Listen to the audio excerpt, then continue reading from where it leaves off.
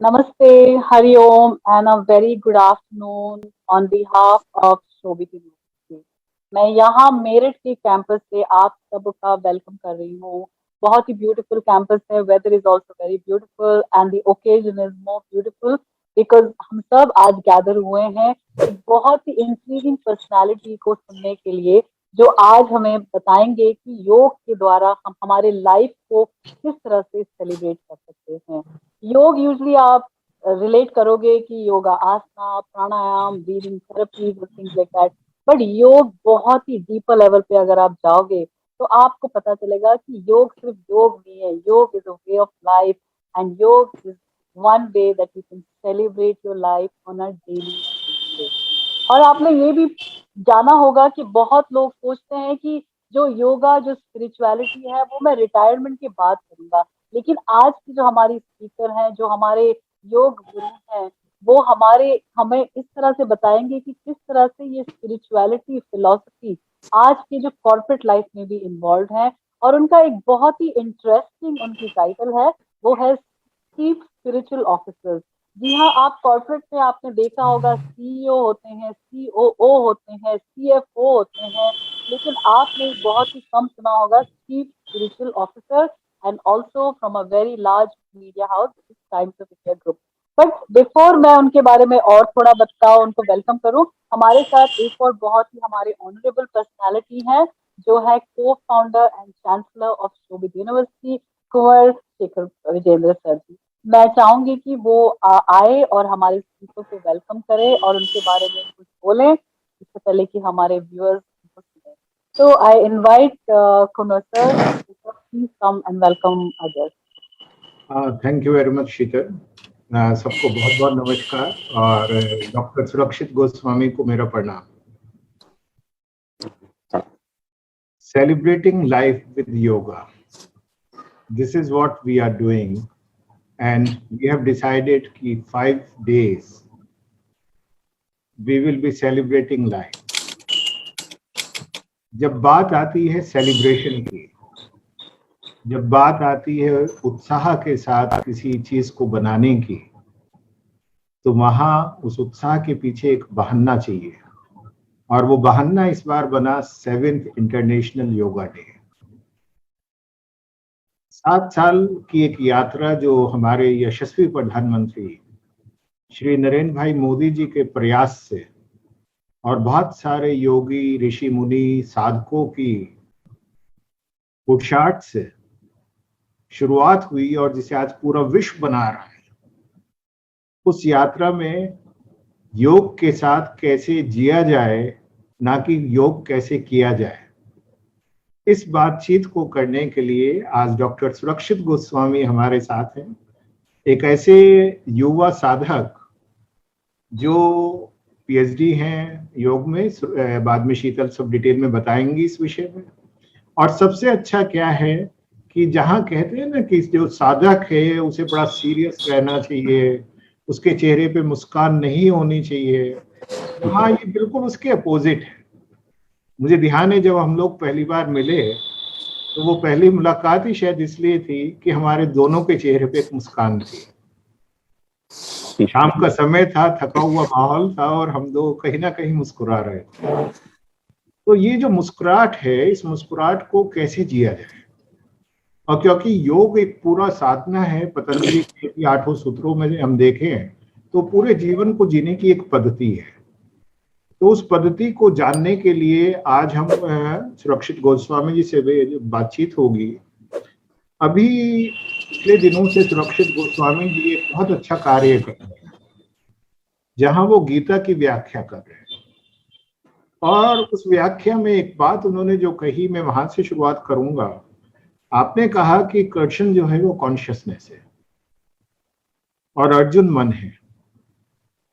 यदि हम देखते हैं तो बहुत सी जगह कृष्णा कॉन्शियस योग होना शुरू हो गया है, एक नाम दे दिया गया। आज विश्व में पता नहीं कैसे कैसे नामों से योग हो रहा है, कहीं बियर्ड योग है, कहीं हियर्ड योग है, और भगवान जाने क्या क्या नहीं है। उससे एक बड़ा पशुपेश बना हुआ है। दूसरा ये है क्योंकि आप चीफ स्पिरिचुअल ऑफिसर हैं एक बड़े मीडिया ग्रुप के। तो कहीं ना कहीं एक रिपोर्ट में देख रहा था जो बहुत इंटरेस्टिंग रिपोर्ट मुझे नजर आई, और उस रिपोर्ट का एक दावा था कि it has been observed that in the offices where there is a separate room for yoga or meditation, generally greater number of healthy and happy employees are there and they are more productive. I do not know what is the source of this research paper, but definitely as you are there and you are considered as one of the corporate yoga guru also, तो मुझे लगता है इस विषय पे आज हमें बात करनी बहुत अच्छा लगेगा, क्योंकि stress management, crisis management, conflict management, ये ऐसे शब्द आए, सब में कहीं ना कहीं योगा को डाल दिया गया। तो मैं हमेशा यही बात कहता हूँ कि भाई कैसे किया जाए ये तो सभी जानते हैं, लेकिन इसे कैसे जिया जाए, how to make it a part of our life.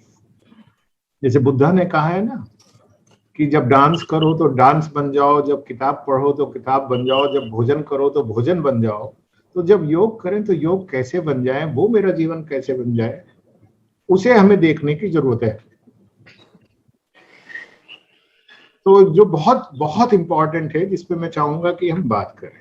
दूसरा एक जो एक बड़ी अजीब सी बात मैं देख रहा हूँ आजकल, क्या है योग को लेके क्या चल रहा है, मैं भी ऐसा बन जाऊं। योग को हमने एक फिटनेस रिजिम मान लिया, तो जहां किसी को देखा वो कहते मैं भी ऐसा बन जाऊं। वो ये भूल जाते हैं योग में जो सबसे पहली बात है वो तो यही है कि वी ऑल आर यूनिक।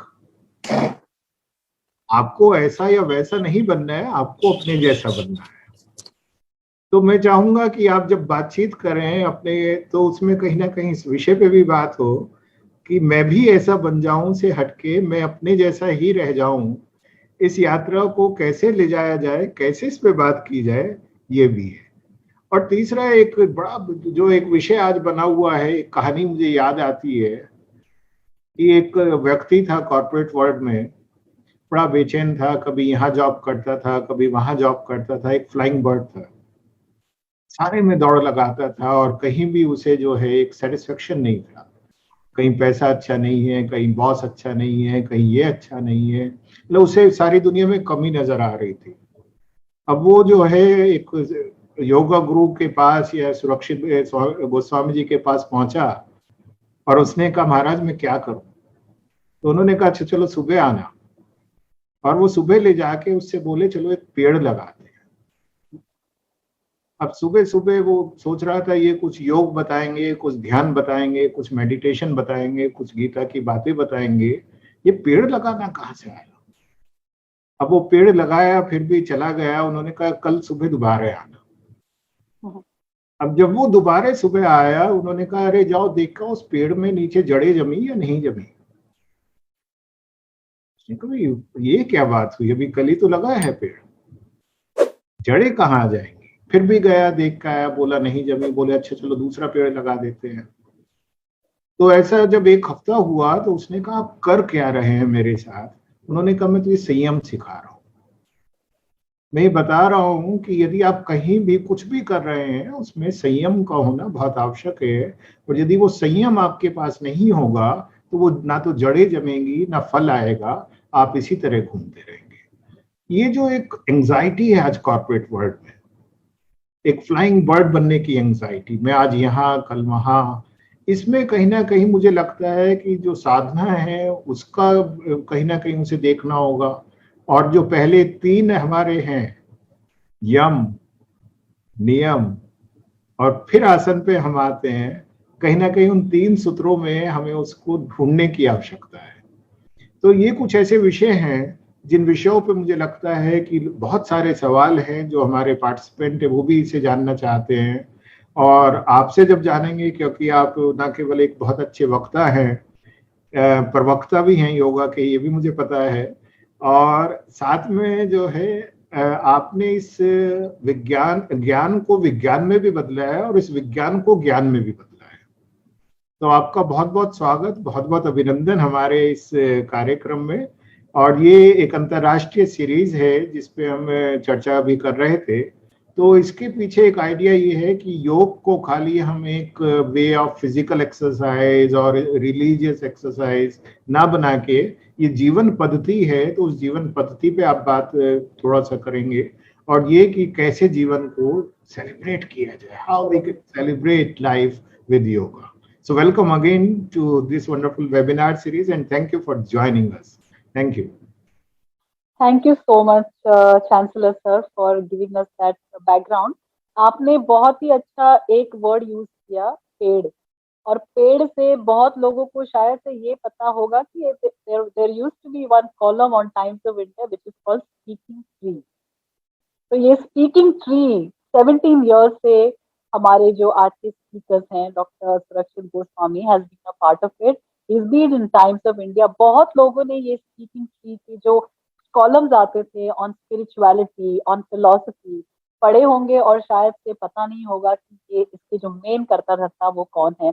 उनके मेन करता रहता आज हमारे साथ है doctor yoga guru doctor Surakshit Goswami. And also a very interesting fact that people don't know, that he is the first Indian to be done PhD in yoga in India, and also an MA in India. So that's a very interesting fact, nobody knows about it. तो हम चाहेंगे कि बिना ज्यादा time लिए आपके बारे में बता के हम डायरेक्टली आपको हम फोकस में डालते हैं सर, और चाहेंगे कि आप हमारे ऑडियंस को, हमारे व्यूअर्स को बताइए कि आज की तारीख में स्पिरिचुअलिटी, योग हमारे कॉर्पोरेट लाइफ में, specially coming from media world, media has become very very powerful and very very prominent in actually telling a story, like storytelling of what's happening in the whole world. The whole narrative has changed today. तो उस narrative को हम कैसे change कर सकते हैं, और किस तरह से योग को हम एक मैसेज की तरह बता सकते हैं कि how can we apply yog in our daily life and celebrate.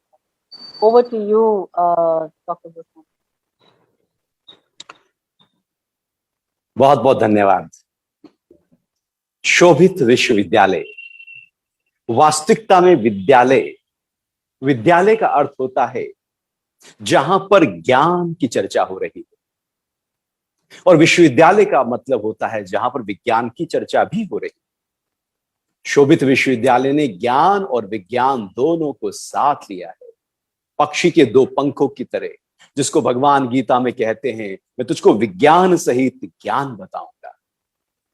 इसके पीछे जो एक सोच है, विचारधारा है कि विज्ञान भी पढ़ाया जाए और ज्ञान भी पढ़ाया जाए. एक अनूठा प्रयोग है जो बाहर की दुनिया से भी अवगत करा रहा है और भीतर की दुनिया से भी अवगत करा रहा है. उसके कुलाधिपति महोदय कुंवर शेखर विजेंद्र जी को मेरा सादर प्रणाम. उपस्थित सभी फैकल्टी मेंबर्स जो इस विश्वविद्यालय को ऊंचाइयों पर ले जाने में निरंतर प्रयासरत हैं. प्यारे विद्यार्थियों, जिनका लक्ष्य है कि वो अपने जीवन को सबसे ऊंचे स्तर पर जी, और ये विश्वविद्यालय के माध्यम से संभव है. बस जरूरत है पूरी तरह से जिज्ञासा का भाव हमारे अंदर रहे. बाकी उपस्थित समस्त भाइयों और बहनों, 5 दिन होने वाली इस कार्यशाला में जहां पर बात हो रही है कि जीवन ही एक उत्सव है, योग कैसे उस उत्सव में 4 चांद लगा सकता है, कैसे उस उत्सव को उत्सव का रूप दे सकता है. वास्तविकता में जीवन एक उत्सव है. ये उत्सव पल पल हो रहा है. ऐसा कोई समय नहीं है जब उत्सव ना हो रहा हो, जीवंतता ना हो रही. उत्सव है तो जीवन है. हमारी हर सांस उत्सव का उद्घोष करती है. वो कहती है कि नाचो, झूमो, गाओ. जैसे पेड़ पर एक पत्ते हवा के चलने पर नाचने लगते हैं, वो पल पल उत्सव कर रहे हैं. पक्षी पंखों को उड़ाकर पल पल उत्सव का रूप दे रहे हैं. हमारा जीवन भी इसी प्रकार पल पल एक उत्सव का रूप होना चाहिए. हम मालिक हैं अपने जीवन के. जीवन मेरा है तो मालिक भी मैं हूं. अब ये हमारे ऊपर है कि हम सुखी रहकर जीना चाहते हैं या दुखी रहकर जीना चाहते हैं, तनाव में जीना चाहते हैं या प्रसन्नता में जीना चाहते हैं, अभाव में या प्रभाव में जीना चाहते हैं या अपने स्वभाव में जीना चाहते हैं. हम स्वस्थ रहकर जीना चाहते हैं या बीमार होकर जीना चाहते हैं. हम कुढ़ते हुए, निंदा करते हुए, इसकी उसकी बुराइयों के साथ जीना चाहते हैं, या अपने साथ पूरी तरह से जुड़कर उस परम पद को पाकर परम आनंद की ओर जुड़ना चाहते? वास्तविकता में ये हमारा निर्णय है कि जीवन को एक उत्सव का रूप दें या जीवन को दुखी, डर, परेशानी और उदासी के रूप में जी जाए। परमात्मा ने जीवन पल पल को उत्सव बना देने के लिए दिया। हम उसके साथ कुछ भी कर सकते हैं। आप चाकू लेकर आ गए घर में, आप हाथ पैर भी काट सकते हैं और सब्जी भी काट सकते हैं। जीवन तो मिला है, सबसे ऊंचे स्तर पर भी जा सकते हैं और निचले स्तर पर भी जी सकते हैं। ऊर्जा को ऊंचाइयों पर भी पहुंचा सकते हैं और निचले स्तर पर बिखरे हुए रूप में भी हम जी सकते हैं। ये हमारे ऊपर है, ये हमारे ऊपर है कि हम मन को कल में टिका दें। जो बीत गया है कल या जो आएगा कल, दोनों ही कल हैं, क्योंकि दोनों होते ही नहीं, इसलिए दोनों का नाम एक जैसा है। जो होता है वो तो अभी होता है, इस पल होता है, वर्तमान होता है, और अभी अभी की जीवन यात्रा है जीवन। यहां कल भी जब आएगा तो अभी बनकर आएगा, और जो बीत गया है जब वो बीत रहा था तब भी अभी बनकर बीत रहा था। उत्सव का मतलब है अभी में आ जा। जो इस पल आ गया वो उत्सव में आ गया। आप जब भी सेलिब्रेट किसी चीज को करते हैं तो आप देखना, जब हम खुश होते हैं तो आप देखना, हम बहुत अच्छी पार्टी में हैं, कुछ खा रहे हैं, कुछ एंजॉय कर रहे हैं, एक चीज घट रही है उस समय। आप कोई स्पोर्ट्स एक्टिविटी कर रहे हैं, केवल एक ही चीज घट रही है उस समय, और वो होता है इस पल में अपने आप को ले आना। क्यों खेल एंजॉय देता है? क्योंकि खेलते हुए जब आप टेनिस खेल रहे हैं, बैडमिंटन खेल रहे हैं, तो पास्ट नहीं सोचेंगे। वो पास्ट सोचा नहीं कि आपकी शटल तो नीचे गिर जाए।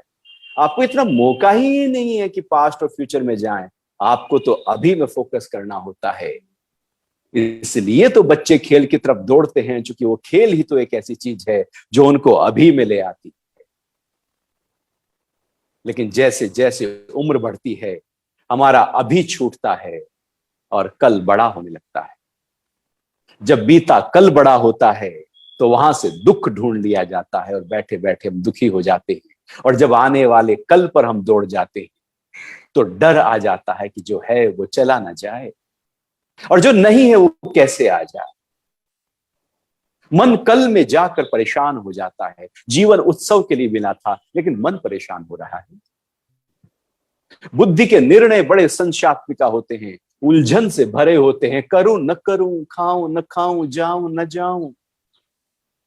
ये बिखरी हुई बुद्धि हमें उत्सव में आने नहीं देती। ये मैं, मेरा और मेरे वालों तक जब जीवन जिया जाता है तो ये अहंकार हमको उत्सव में आने नहीं देता, और नतीजा होता है कि जीवन उत्सव का रूप था और इसको हम निराशा के साथ भर देते हैं। इसलिए हमारे ऋषियों ने अनुसंधान किया और एक ऐसी विद्या मानव जाति के लिए उपलब्ध करा दी कि जिससे वो पल पल को उत्सव के रूप में जी सके। जी हां, योग विद्या, एक ऐसी विद्या जो हमारे शरीर के स्वास्थ्य को, हमारे मन की स्थिरता को, बुद्धि के निश्चय भाव को, अहम के एकदम शुद्ध रूप को हमारे सामने प्रस्तुत कर सके, जो हमें जीना सिखा सके, जो सिखा सके कि सुबह से लेकर रात तक, आंख खुलने से लेकर रात्रि आंख बंद करने तक हम जो जो काम कर रहे हैं, कैसे उसको उत्सव का रूप दे दें, कैसे उसको पूरी तरह से एंजॉय कर। हमारा मन कहता है कि कल कुछ बीतेगा तो उत्सव करेंगे।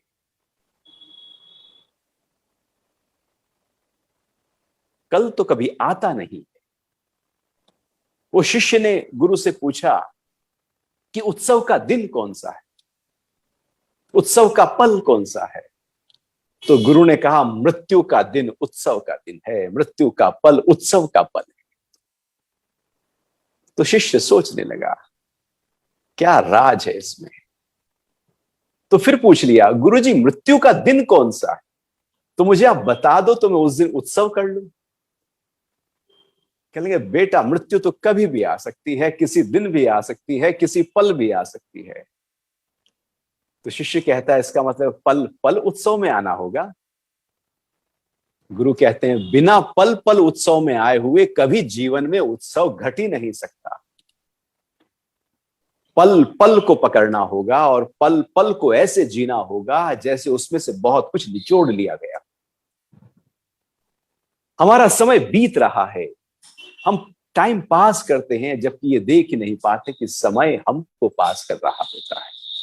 कालो न यातो वयमेव याता, काल नहीं बीतता बल्कि हम बीत जाते हैं। उससे पहले कि हम बीते क्यों ना हम उत्सव में आ जाएं। और जो व्यक्ति उत्सव में जीता है वो मरता नहीं, वो तो अमर होता है, वो तो जीता है। और जिसने जीवन को उत्सव नहीं, वो जीता हुआ भी मरता सा रहता है। लगता है कि जी रहा, लेकिन जीवन जैसा वहां कुछ होता नहीं है, क्योंकि जीवन को उत्सव का रूप नहीं दिया गया।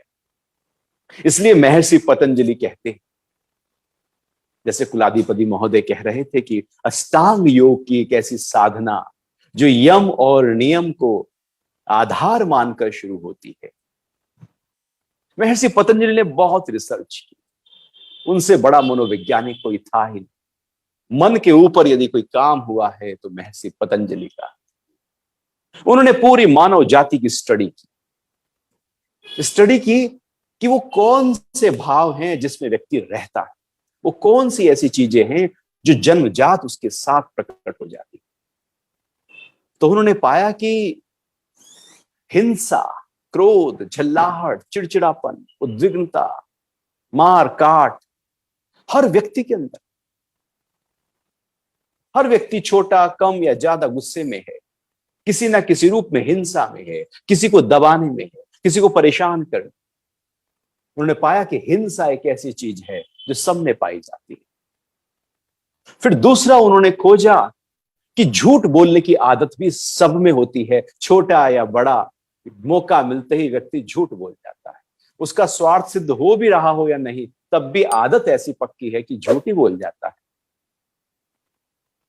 झूठ बोलना उसके अंदर एक फितरत की तरह हो जाता है। और जरूरत भी नहीं है तब भी चोरी करने में लगा रहता है। बहुत धनी से धनी व्यक्ति के स्थूल रूप से चोरी नहीं करेगा तो सूक्ष्म रूप से चोरी कर लेगा, मन के स्तर पर चोरी कर लेगा, शब्दों की चोरी कर लेगा, विचारों की चोरी कर लेगा, किसी के आइडिया की चोरी कर लेगा। कहीं ना कहीं किसी ना किसी रूप से हम दूसरे की चीज को अपना बना लेना चाहते हैं। फिर वो कहते हैं, उन्होंने पाया कि और चौथी हर व्यक्ति के अंदर है काम वासना। अपोजिट लिंग के साथ में पूरी तरह से एक अट्रैक्शन है, सबके साथ है। और पांचवी चीज पतंजलि कहते हैं कि चीजों को इकट्ठा करने, संग्रह करने का भाव है उसके अंदर। धन को बड़ा कर लूं, बड़ा करते जाऊं, पद बड़ा कर लूं, पदार्थ बड़े कर लूं, कीर्ति बड़ी कर लूं, इकट्ठा कर लूं, कुछ हो जाऊं। यहां से उन्होंने अष्टांग योग की साधना का प्रारंभ किया कि जब तक ये मूलभूत चीजें ठीक नहीं होंगी तब तक जीवन उत्सव में आ ही नहीं सकता। क्योंकि उलझा हुआ व्यक्ति, हिंसक व्यक्ति उत्सव से क्या लेना देना। तो उन्होंने कहा अहिंसा, सत्य, अस्तेय, ब्रह्मचर्य और अपरिग्रह, इन 5 की साधनाओं के माध्यम से हम अपने जीवन को उत्सव में ला सकते हैं और जी सकते हैं जीवन को। अहिंसा का भाव मतलब प्रेम का भाव। सबके लिए हमारे अंदर अनूठा एक प्रेम का भाव लगातार बहना चाहिए। हम तो सूंघ सूंघ कर प्रेम करते हैं, मेरे वाला अच्छा आ जाएगा, अपने वाले को चॉकलेट दे देंगे, पड़ोसी का बच्चा है चॉकलेट छुपा लेंगे। हम सूंघ सूंघ कर प्यार करते हैं। एक हमारी ऐसी आदत हो गई है कि अपने वाले को सब कुछ देना चाहेंगे और कोई दूसरा आकर 1 रुपया मांग ले तो उसको धत्कार दे। भला कभी पेड़ों ने ऐसा कहा है, हवाओं ने ऐसा कहा है, सूरज ने ऐसा कहा, नदियों ने ऐसा कहा? नदियां न पिए कभी अपना जल, वृक्ष न खाए कभी अपना फल। उनका तो लगातार वन साइडेड प्रेम है, एक तरफा है। वो दे रहे हैं, दे रहे हैं, महर्षि पतंजलि कहते हैं जब तक देने के भाव में ना आओ, प्रेम के भाव में ना आओ, योग का प्रारंभ हो ही नहीं सकता, जीवन उत्सव हो ही नहीं सकता। इसलिए अहिंसा का भाव ले आओ। और ये जो जर्रे जर्रे झूठ बोलते रहते हो, उससे हमारी वाणी खराब हो जाती है। पहले हमने सुना होगा कि एक अभिशाप और एक वरदान फलते फूलते थे। आज तो दिन भर गालियां देते रहो, उन्हें फर्क ही नहीं पड़ता जिनको गालियां मिल रही। और नेताओं को गालियां देते रहते हैं लोग, उनका तो चेहरे पर और चमक बढ़ती चली जाती है। कहां अभिशाप फलता है दिन भर गालियां देने से? हमारी भाषा ही टूटी है, हमारी भाषा में ही ताकत नहीं है। वाणी में तप होना चाहिए, इसके लिए सत्य की बात कही है। और जब सत्य का पालन होने लगता है तो वाणी से निकले हुए हर शब्द प्रकृति पूरा करने लगती है। इसलिए वरदान फलीभूत होते थे, इसलिए अभिशाप फलीभूत होते थे कि एक बार सती हुई वाणी से यदि कुछ शब्द निकल गया तो लौट के नहीं आ सकता। सत्य का मतलब है केवल वो बोलो जिसकी जरूरत हो। हम तो बोले चले जाते, जरूरत नहीं होती तब भी हम बहुत सारी बातें करते चले जाते। यदि हमारे शब्दों को हम कम कर लें तो हम उत्सव में आ सकते हैं, क्योंकि सारे झगड़े, सारी लड़ाइयां, घर घर में झगड़े केवल उल्टे सीधे शब्दों के कारण से। हमने कुछ बोल दिया, उसको अच्छा नहीं लगा, नाराज होकर बैठ गए। सारे संबंध जो टूटते हैं हमारे शब्दों के आधार पर टूटते हैं। मन जो बिखरता है वो शब्दों के आधार पर बिखरता है। जीव के दो ही काम होते हैं, बोलना या खाना। उल्टा सीधा बोलकर हमारा मन बीमार हो जाता है, उल्टा सीधा खाकर हमारा तन बीमार हो जाता है। महर्षि पतंजलि कह रहे हैं सत्य का पालन कर लो, अपनी वाणी पर नियंत्रण कर लो। हमारे शब्द फूल जैसे महकने चाहिए। हमारे शब्दों में एक आनंद हो, एक ज्ञान हो, एक प्रेम हो, एक समरसता हो, एक सरलता हो, एक बुद्धि की एक बहुत ही गहरी निशानी हो, एक ज्ञान हो, विवेक हो। शब्दों में सब आता है, क्योंकि शब्द ही तो हम हैं। तो महर्षि पतंजलि कह रहे हैं कि सत्य का पालन करो। आसन तो बहुत दूर आने वाले, हम तो आसन को ही योग समझ लेते हैं। केवल आसन को योग समझा तो बस केवल शरीर के बहुत ही स्थूल स्तर तक तो वो आसन काम करेगा, लेकिन हमारे जीवन को उत्सव का रूप दे नहीं सकता। क्योंकि पतंजलि के मूलभूत जो आधार, जो फाउंडेशन है, जिसपे पूरी बिल्डिंग खड़ी है, अष्टांग योग खड़ा है, 2 यम और नियम, वो खंबे, वो तो उसपे बात ही नहीं होती, उसका तो पालन की बात ही नहीं होती, उस पर चर्चा ही नहीं होती। यदि आज जितनी आसनों की चर्चा वर्ल्ड वाइड हुई है, इतनी यदि यम और नियम की चर्चा हुई होती तो चरित्रों का निर्माण हो चुका होता, आचरण व्यवस्थित हो चुके होते, आज एक भाईचारा होता, प्रेम होता, सौहार्दपूर्ण वातावरण होता, स्वास्थ्य होता। लेकिन हमने तो योग को भी प्रतिस्पर्धा कर दिया, प्रतियोगिता कर दिया। तो महर्षि पतंजलि कहते हैं अस्तेय का पालन करो, चोरी का भाव छूट जाएगा। ब्रह्मचर्य का पालन करो, काम वासना से आप विरक्त हो जाएंगे।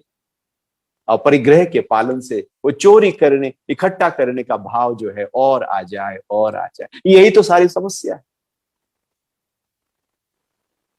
तोंद के नीचे, लोभ की तोंद बहुत बड़ी होती है। तोंद के नीचे जो आ जाए ना, वो दिखता ही नहीं है। वो एक बार मुझे याद है, हरिद्वार में मैं जब यूनिवर्सिटी में पढ़ाता था तो वहां पर एक आश्रम में मुझको कहा कि आइए आप थोड़ा गीता पर बोलिएगा। तो भंडारा चल रहा था, बहुत सारे, मैं एंटर कर रहा तो भंडारा वहां पे छुटाई होगा। तो एक बहुत ही अच्छे संत थे, पेट अच्छी तरह से पाला पोसा गया था। तो उनके एक पैर में चप्पल थी और दूसरी चप्पल को ढूंढा जा रहा था। आंखें बता रही थी कि चप्पल की तलाश है। तो वो दूर खड़े हुए, उन्होंने देखा कि वो चप्पल है। वो गए पास में तो तोंद भी साथ साथ चली। अब जो चप्पल पहनने लगे तो किसी और की चप्पल पैर में आ जाए, फिर दूर हटे, फिर बार बार जाए। मैं देख रहा हूं कि बार बार अपनी चप्पल पहनने की कोशिश हो रही है, लेकिन पहन नहीं जा रही है, क्योंकि अब उनकी चप्पल उनकी तोंद के नीचे आ गई है। जो चीज तोंद के नीचे आ जाती है वो दिखती नहीं है। परमात्मा ने जो मुझे दिया है वो दिखता नहीं है, और केवल वो दिखता है जो नहीं है मेरे पास, वो कैसे आ जाए। ये और की दौड़ हमें हमेशा परेशान करती है, उलझाए रखती है, भगाए रखती है, थकाए रखती है, और कभी पूरा नहीं होता, कभी पूरा हो ही नहीं सकता। कैसे पूरा होगा? मरता हुआ व्यक्ति भी और में है। महर्षि पतंजलि कहते हैं अपरिग्रह। साईं इतना दीजिए जामे कुटुंब समाए, मैं भी भूखा ना रहूं, साधु भी भूखा ना जाए।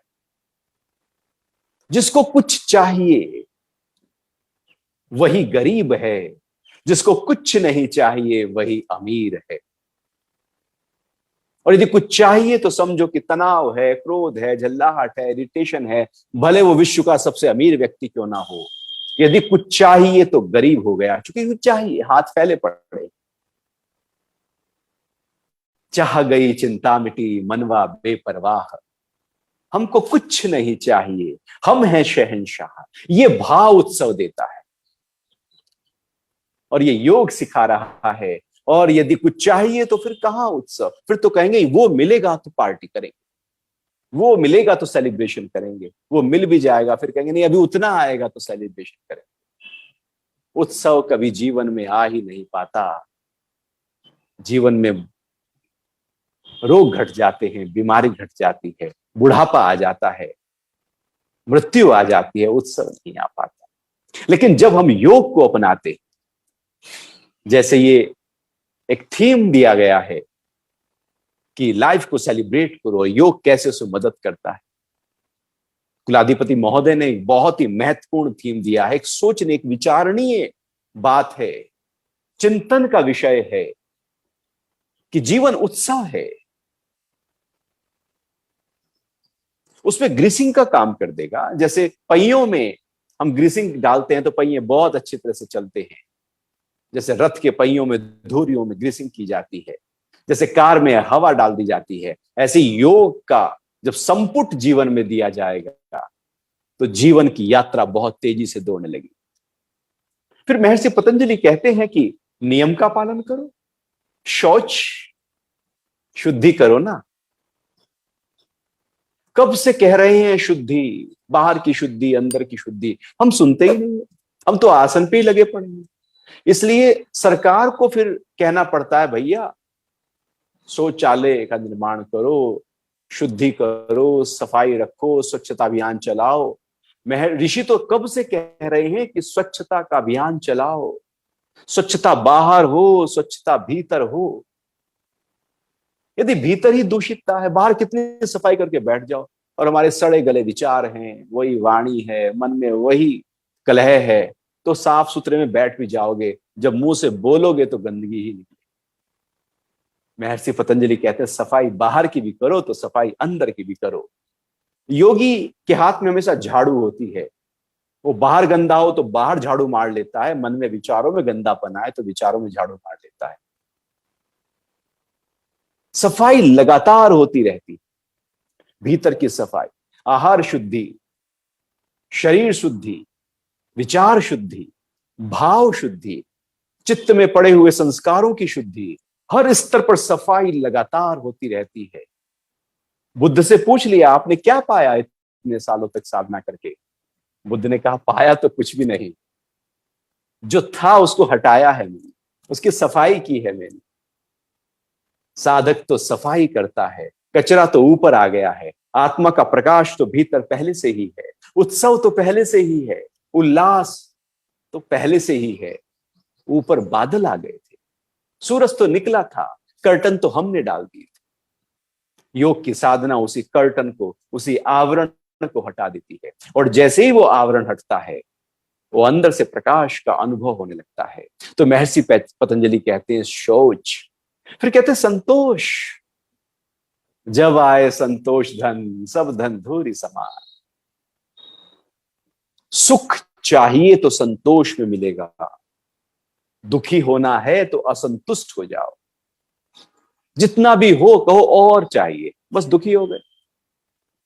और जितना है को भगवान ने, वाह क्या दिया है भगवान ने, जरूरत भी नहीं थी, लायक भी नहीं था, तब भी दिया है और दे रहा है, आप खुश हो गए। संतोष का भाव उसी पल आपको सुख में ले आता है, असंतोष का भाव दुखी कर देता है। और सुख आते ही हम खुश में आ जाते हैं, और खुश व्यक्ति उत्सव में जा सकता है। जो सुख में ही नहीं आया, उत्सव एक बहुत ही समुद्र की तरह है। सुख एक नदी की तरह, एक छोटा जलाशय सुख है और उत्सव एक बड़ा जलाशय। जो छोटे जलाशय को ही नहीं पकड़ पाया, वो बड़ा जलाशय कैसे पकड़ेगा। और नदी को पकड़ते पकड़ते, नदी के साथ चलते चलते गंगा को पकड़कर गंगा सागर तक पहुंच सकते हैं। सुख को पकड़कर हम उत्सव में जा सकते हैं। पतंजलि कहते हैं संतोष को पकड़ लेना। फिर कह रहे तप करना। ये जो ऊर्जा बिखर रही है ना हर द्वार से, बस द्वार तो खुले पड़े हैं हमारे, हम घर के खिड़की दरवाजे बंद करके बैठ जाते हैं, लेकिन शरीर के खिड़की दरवाजे खुले रखते हैं। कोई भी ख्याल आ जाए, कोई भी दृश्य आ जाए, कोई भी शब्द आ जाए, कुछ भी सूंघ लें, कुछ भी बोल दें, कुछ भी उठ के कर लें, हम कुछ भी करने को हमेशा तैयार। इतना बिखरापन जब जीवन के साथ होता है तो उत्सव कैसे। उत्सव के लिए तो ऊर्जा की जरूरत है। ऊर्जा ही निकल गई, 9 द्वार हैं, ऊर्जा निकली जा रही है। ऊर्जा को इकट्ठा तो करो।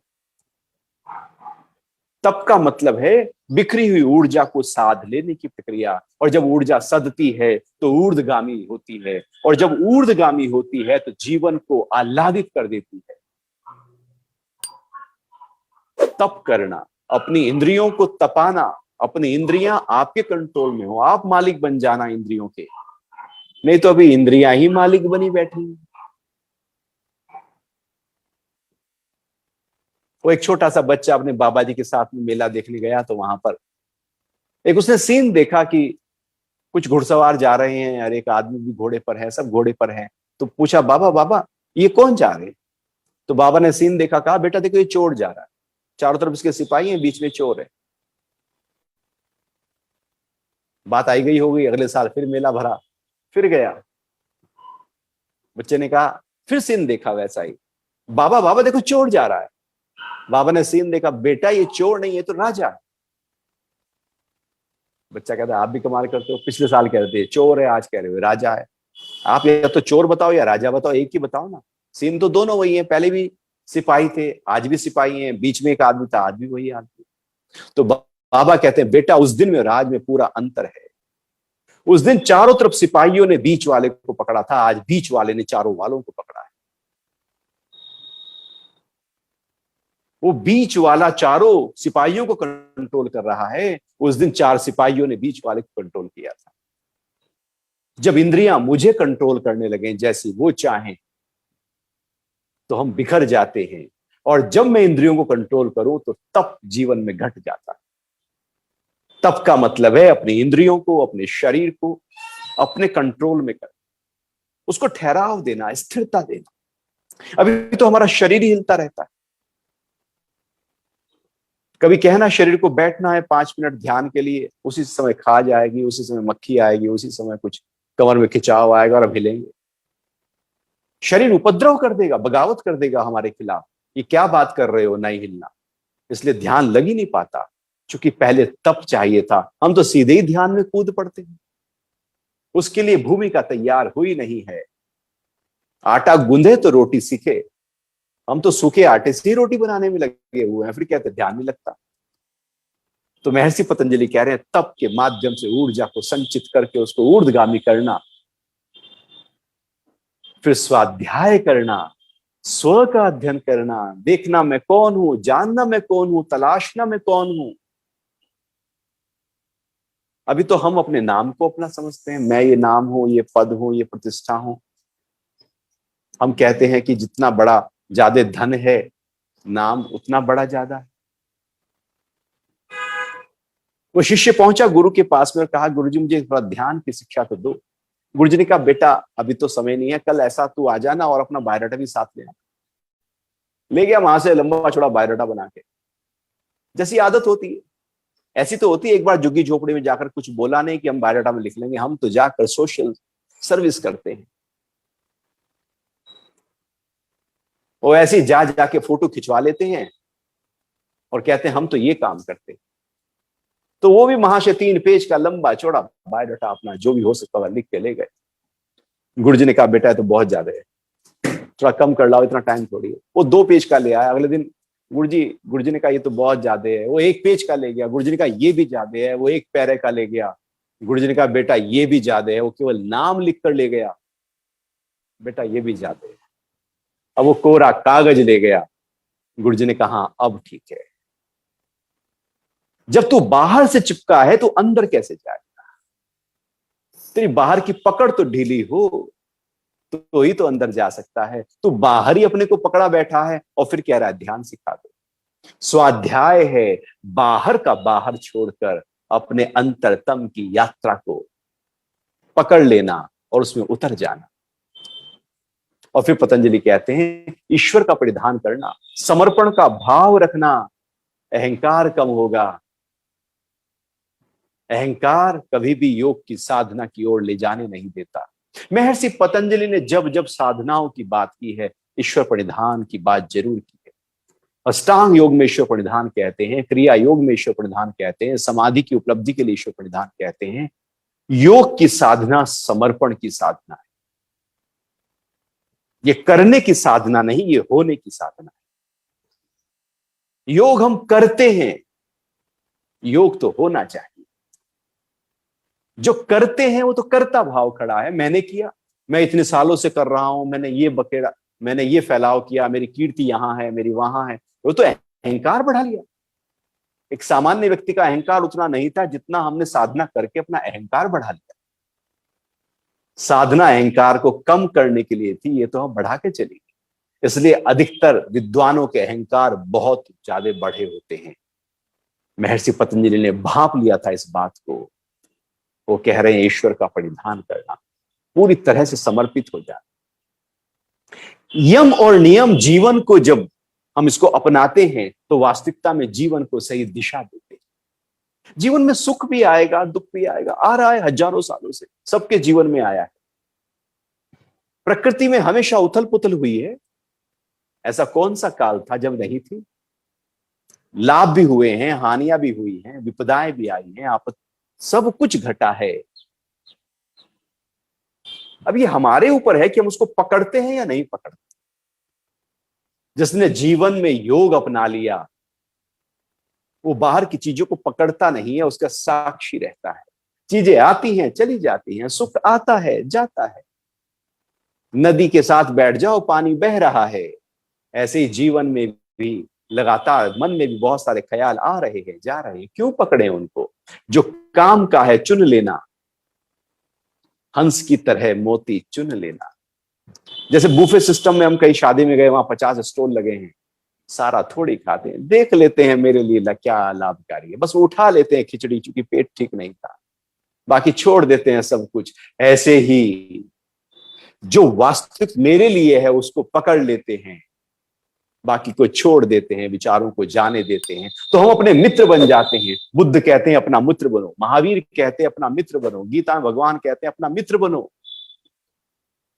जो जीवन को उत्सव में, उल्लास में, प्रसन्नता में, ऊंचाइयों पर ले जाने वाली चीजें हैं, उनको पकड़ो तो आप अपने मित्र हैं। और यदि उनको पकड़ लिया, तनाव को, क्रोध को, झल्लाहट को, उद्विग्नता को, निंदा को, अहंकार को, तो आप अपने शत्रु बनकर बैठ गए। हम अपना ही नुकसान किए जा रहे हैं। कोई बाहर का शत्रु होता ही नहीं है। दुश्मन, दुष्ट है मन, बैठा है अंदर, हम देख रहे हैं बाहर। अंदर का जो दुष्ट मन है, यदि ना सुधरा तो दुश्मन हम बना लेंगे, नहीं भी होगा बना लेंगे। अपने वालों को ही दुश्मन बनाकर बैठ जाते हैं हम, क्योंकि हम अपने शत्रु बने बैठे, अपना ही आघात करते रहते हैं। तो सुख भी आएगा, जाएगा, दुख आएगा, जाएगा। उत्सव क्या है? आने दो, जाने दो, मेरा क्या।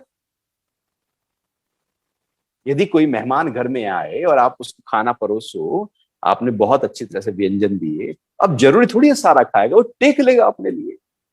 तो जीवन में सुख आया, अब ये हमारे ऊपर है कि मैं सुखी हूं या नहीं हूं। दुख आया, हमारे ऊपर है, मैं दुखी हूं या नहीं हूं। योग जब हमारे जीवन में घटता है तो दुख आता, मैं दुखी नहीं होता। वो प्रारब्ध से आया है, दुख चला गया। वो सुख आता है, मैं सुखी नहीं होता, मेरा कुछ बिगाड़ ही नहीं पाता। वो आया है, चला गया। प्रारब्ध से सुख आया, धन पद कीर्ति आई, चली गई, मैंने पकड़ा ही नहीं। जब सुख को हम नहीं पकड़ते तो दुख भी हम नहीं पकड़ सकते, लेकिन जब हम सुख को पकड़ते हैं तो दुख तो बहुत गहरे रूप में पकड़ लेते हैं। जो व्यक्ति अपना मान कराना चाहता है उसका अपमान होने लगता है, जो सुखी होना चाहता है वो दुखी होने लगता है। और योग है सुख और दुख के बीच में आ जाना, मान और अपमान के बीच में आ जाना, लाभ और हानि के बीच में खड़े हो जाना। भगवान गीता में कहते हैं मैं द्वंद्वों में समास हूं, बीच में जो हाइफन है वो मैं हूं, मैं ना इधर हूं ना इधर हूं।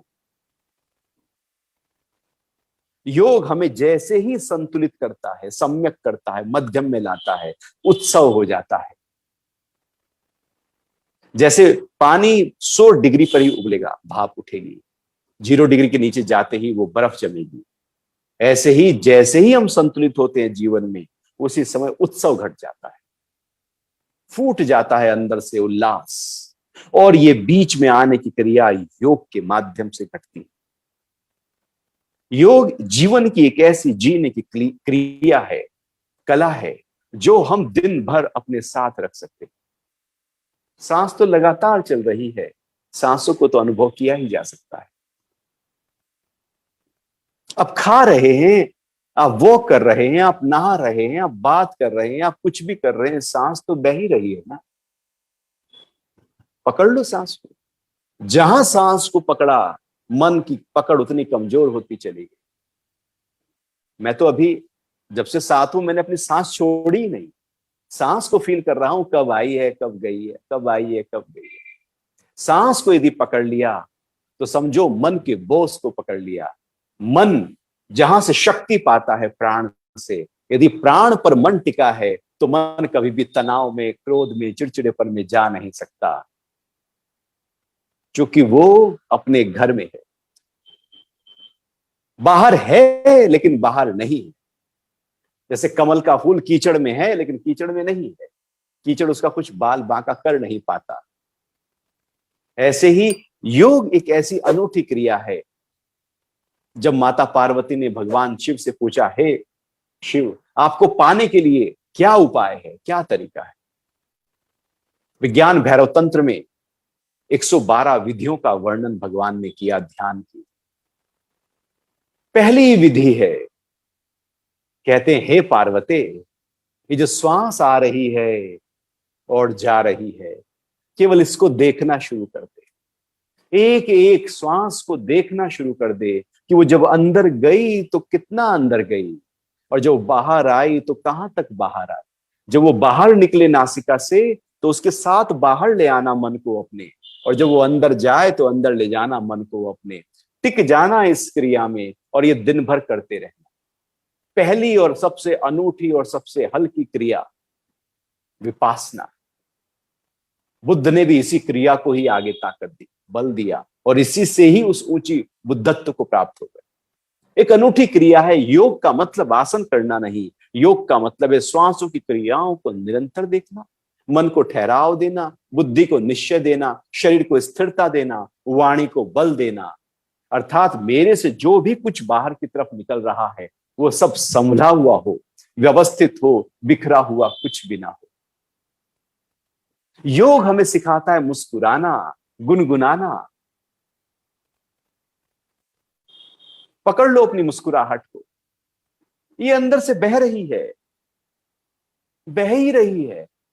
हमने दुख को पकड़ लिया, हमने डर को पकड़ लिया, मुस्कुराहट को ही पकड़ सकते हैं, अंदर है। मुस्कुराहट मेरा हिस्सा है। हम 6 प्रकार की हंसी हंसते हैं। एक मुस्कुराहट जो भी लगातार भीतर बहती रहती है, दूसरी होठों पर मुस्कुराहट, तीसरी में थोड़ा होठ खुल जाते हैं, दांत दिखने लगते हैं, चौथी में मुंह बंद है लेकिन आवाज होती है, पांचवी में थोड़ा धीरे धीरे हंसते हैं, छठी में ठहाके लगाकर हंसते हैं। ये पहली से लेकर छठी तक दिन भर कोई भी एक हंसी में जरूर रहना। पहली हंसी तो है ही है, उसको अनुभव करते रहना, और बाकी की जो बाहर की हंसियां हैं वो माहौल के हिसाब से करना। ऐसा नहीं कि शमशान घाट पे जाके छठी हंसी शुरू कर दो। अंदर की हंसी को पकड़ कर रखना और बाहर की 5 हंसियों को बाहर की प्रकृति के अनुसार पकड़ लेना। एंटी फ्रेजाइल हो जाओगे, बाहर का प्रभाव नहीं पड़े। योग जुड़ना सिखा देता है मुझे अपने से, जो मैं हूं उसकी अनुभूति करा देता है, अपने होने का एहसास है योग। ये जो नाम है, जो शरीर है, ये नहीं, ये तो बदल रहा है। नाम आप कल को इश्तेहार दो अखबार में, मेरा नाम आज से ये हो गया, डब्बू की जगह पप्पू हो गया तो पप्पू हो जाएगा, उसमें क्या बड़ी बात। शरीर तो पल पल बदल रहा है, या तो 8 साल में सारा शरीर, सारे सेल्स बदल जाते हैं। किसी की 90 साल की उम्र है तो 12 बार तो नया हो चुका है सारा। वो शरीर कहाँ रहा?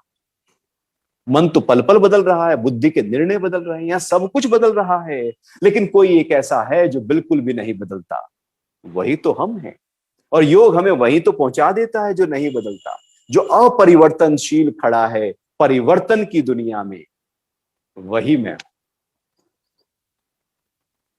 पकड़ लिया है अपने को, तो वो जो मुस्कुराहट मेरे साथ लगातार बह रही है उसको लगातार पकड़ कर रखना, कसकर पकड़ कर रखना। वैसे ही पकड़ कर रखना जब आप साइकिल पर दौड़ते हो और गड्ढा या स्पीड ब्रेकर दिखने लगता है तो हैंडल को कस के पकड़ लेते हो, ऑटोमेटिकली कस के पकड़ लेते हो कि गिर ना जाए, उछल ना जाए। ऐसे ही जब बाहर की विपरीत परिस्थितियां घटे तो अपनी मुस्कुराहट को कस के पकड़ लेना कि कहीं चली ना जाए। तो पहली मुस्कुराना, मुस्कुराहट को ताकत देना, बल देना। जब हम मुस्कुरा रहे होते हैं तो तनाव नहीं होता, नेगेटिविटी नहीं होती। या तो मन में तनाव होगा या चेहरे पर मुस्कुराहट होगी। मुस्कुराहट के साथ तनाव नहीं होता, एक ही घटेगा एक समय। कभी मुस्कुरा कर देखना और सोचना, कुछ दुख का ख्याल आएगा नहीं, और कभी दुखी होकर देखना, मुस्कुराहट आएगी नहीं। या तो अंधेरा रहेगा या रोशनी रहेगी, एक ही रहेगा, दोनों साथ साथ नहीं होते। तो मुस्कुराना, और फिर दूसरा गुनगुनाना। इस गुनगुनाने के लिए हमारे मंत्रों, गुनगुनाना एक अनूठी प्रक्रिया है जो तोड़ देती है मन की लीक को, जिसमें नेगेटिविटी लगातार बह रही है। बहुत ज्यादा मन परेशान हो इसलिए हम गाना गुनगुनाने लगते हैं। हम कुछ गुनगुनाकर अपने मन के ख्यालों को कमजोर कर देते हैं। इसी गुनगुनाना, एक उच्चारण, एक मंत्र जाप, जो भी आपको प्रिय हो, किसी ना किसी गुनगुनाने में आप अपने आप को जरूर रखना। और तीसरा, शुक्राने में रखना, धन्यवाद में रखना। हमारे अंदर शिकायतें बढ़ गई। घर में है तो घर वालों से शिकायत है, चेहरे के आईने के सामने तो चेहरे से शिकायत है, ऐसा क्यों बनाया, वैसा क्यों बनाया, बाल सफेद क्यों हो रहे हैं, पेट बाहर क्यों आ रहा है, कपड़े पहने तो टाइट क्यों हो रहे हैं। अपने से ही शिकायत लिए बैठे, झुर्रियां क्यों आ गई हैं। बाहर निकले तो ये सड़क ऐसी है, सरकार ऐसी है, और उससे शिकायत है। दोस्तों के यहाँ गए तो वहां शिकायत है, संबंधियों के यहाँ गए तो वहां शिकायत है। शिकायत ही शिकायत है जी, सुबह से लेकर शिकायत का पिटारा है हम। जितनी शिकायतें करते हैं इतना यदि शुक्रिया किया होता तो जीवन उत्सव हो चुका होता। शिकायत ही तो है जो उत्सव होने नहीं देती। कहीं पार्टी भी हो रही है, वहां भी कहेंगे ये नहीं है। बाकी तो सब बहुत अच्छा है, बट ढोल का इंतजाम होता ना तो डांस कर लेते। ले, हम ढूंढ लेते हैं कमियों को। वो आदत ऐसी है, आंखें ऐसी हैं, मन ऐसा है जो शिकायतों की तरफ दौड़ता है। इसलिए शुक्राने में आ जाओ तो जीवन उत्सव बन जाए। फिर ढोल की जरूरत नहीं, आप अपनी श्वासों की रिदम पे नाच सकते हो। तो शुक्राना। और चौथा, पकड़ लेना, स्वीकारना, एक्सेप्टेंस। जो बीत गया स्वीकार लो, जो बीतेगा उसको स्वीकार। एक है स्वीकार, एक है परम स्वीकार। हम स्वीकारते ही नहीं है, ऐसा क्यों हुआ, वो निर्णय गलत ले लिया, अपने निर्णयों पर अपने आप को कोसते रहते हैं, ऐसा ना करते तो वैसा हो जाता। हमारे अंदर पास्ट का जो भी बीता है, जब उसको स्वीकार नहीं करते तो व्यक्ति डिप्रेस हो जाता है, दुखी हो जाता है। और जो फ्यूचर में घटेगा उसको पहले से स्वीकार करके बैठ जाओ। गीता भगवान कहते हैं, हे अर्जुन, ये सब मरे पड़े, तू नहीं देख पा रहा है, मैं देख पा रहा हूं। जो घटेगा जीवन में पहले से ही उसको स्वीकार कर लो, तो जब वो घटेगा तो हिलाकर नहीं जाएगा। स्वीकार में आ जाओ, परम स्वीकार में आ जाओ। इन 4 चीजों को यदि पकड़ लेते हैं तो जीवन उत्सव हो जाता है। महर्षि पतंजलि के यम को पकड़ लेते हैं और उसमें से एक को पकड़ लीजिए। एक साधे सब सधे, सब सध जाएगा एक के साधने से। एक को पकड़ने की, एक राह पकड़ तू चलता चल, मिल जाएगी मधुशाला। एक राह पकड़नी है। हम तो अनेक राह पकड़ते हैं, हम थोड़ा ये भी कर लेते हैं, ये भी कर लेते हैं, ये भी कर लेते हैं। साधना में छोटा छोटा कुछ नहीं होता, एक यात्रा होती है, एक दिशा होती है, और उसी दिशा पे आगे बढ़ते जाना होता है। तो यदि हम योग को अपने जीवन का हिस्सा बनाएं, आसन तो कर ही लेते हैं, प्राणायाम तो हो ही जाता है, लेकिन योग का जो आध्यात्मिक पक्ष है, योग का जो भावनात्मक पक्ष है, योग का जो सामाजिक पक्ष है, योग का जो मानसिक पक्ष है, योग का जो बौद्धिक पक्ष है, योग का जो विवेक और स्थित प्रज्ञ का पक्ष है, यदि वो जीवन में अपना ले तो वास्तविकता में जीवन उत्सव बन जाए। इन्हीं शब्दों के साथ मैं आप सभी का बहुत बहुत धन्यवाद करना चाहूंगा कि आपने बड़े सहजता से, बड़े विनम्र भाव से मुझको सुना और ये मुझे सम्मान दिया कि मैं आपके बीच में आ सकूं। बहुत बहुत धन्यवाद करना चाहूंगा कुलाधिपति महोदय का, मेरे बड़े भाई की तरह हैं। बहुत ही अनूठा प्रेम है। कुंवर शेखर विजेंद्र जी को बहुत बहुत प्रणाम। आप सभी को, मैडम शीतल को बहुत बहुत प्रणाम। हरिओम। हरिओम सर। मैं एक आपकी जब मैं सुन रही थी तो मैं बहुत ही इंग्लिश वर्ड यूज करूंगी, मेस्मराइज थी आपकी बातें सुन के। और ये बातें सुन के आई एम श्योर जो हमारे सारे व्यूअर्स हैं, ऑडियंस है जो सुन रहे हैं, उन्होंने एक बात जरूर मानी होगी कि आपने हमारे धागे खोल दिए, जो गुथ बनी हुई थी, और जो योग के रास्ते में जो बाधाएं होती है, शायद से बहुत लोगों को वो बाधाएं नहीं पता थी जो आज आपने हमारे सामने खोली हैं। बहुत ही एक इतनी बड़ी बात आपने हमें कही है कि एक छोटी सी डिफरेंस जिसे हमें आज तक पता नहीं था कि एक, जिसे आपने एक वर्ड यूज किया, सुख होना और उत्सव, उसका डिफरेंस हमें पता नहीं था। और हम बातें करते हैं उत्सव की, सेलिब्रेशन की, और इतनी सारी बाधाएं मुझे खुद को नहीं पता थी। और ये सुन के मैं बहुत ही एनलाइटेंड फील कर रही हूँ, बहुत ही ऑनर्ड फील कर रही हूँ, बहुत ही प्रिविलेज, लकी फील कर रही हूँ, ब्लेस्ड फील कर रही हूँ कि मुझे ये मौका मिला शोभित यूनिवर्सिटी की तरफ से आपको लाइव सुनने का, आपको वेलकम करने का, आपको सारे लोगों के सामने आपका इंट्रोडक्शन करने का। I am very blessed and I am grateful to our honourable chancellor.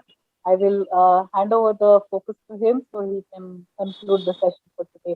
And from my side, sir, please, I am very, very grateful कि मैं यहाँ हूँ और आप. Sir, over to you. Yeah, thank you, शीतल. हमेशा की तरह डॉक्टर सुरक्षित गोस्वामी ने एक सम्मोहित तो किया ही, लेकिन वो जो सम्मोहन है वो उत्सव में था. अक्सर होता यही है कि मैं उत्सव तब बनाऊं जब कुछ हो जाऊं, लेकिन मैं उत्सव आज बनाऊं. और ये जो मृत्यु का पल उत्सव का पल है, ये जिसकी समझ में आ गया उसका जीवन सफल हो गया. वो कभी मरेगा नहीं. मैं मर जाऊंगा लेकिन अमर हो जाऊंगा. तो ये जो बहुत ही एक अच्छा सेशन, और मैं हमेशा इसी बात को लेकर मेरा कंसर्न बना हुआ है, शायद इसी वजह से इस पूरी सीरीज को हमने कहा सेलिब्रेटिंग लाइफ विद योगा, कि अक्सर हो ही ये रहा है कि ना हम यम की बात कर रहे हैं, ना नियम की बात कर रहे हैं. जीवन को समझे बिना हम आसन और जो है प्राणायाम की बात कर रहे हैं. कहीं ना कहीं उस दौड़ से बाहर निकलना है. और मुझे उम्मीद है जिसने भी आपको आज सुना है वो उस दौड़ से आज बाहर निकल आया। कम से कम मैं योगी नहीं हूं, कोशिश करता रहता हूं, लेकिन मैं अपने आप को बहुत सारी और चीजों में मुझे लगता है कि कहीं ना कहीं उस योग साधना का मैं हिस्सा हूं। लेकिन आज आपका हमारे बीच में आना और इस व्याख्यान से आपके बहुत सारी बातें ऐसी हुई हैं जो आज समाज की आवश्यकता है, युवाओं की आवश्यकता है, और शोभित विश्वविद्यालय की ओर से और अपनी ओर से आपका बहुत बहुत धन्यवाद। और उम्मीद है ये चर्चाएं, परिचर्चाएं आपकी हमारी चलती रहेंगी और समाज को इसका लाभ मिलता रहेगा। बहुत बहुत धन्यवाद। धन्यवाद। Hari Om. Thank you so much. Thank you. प्रणाम।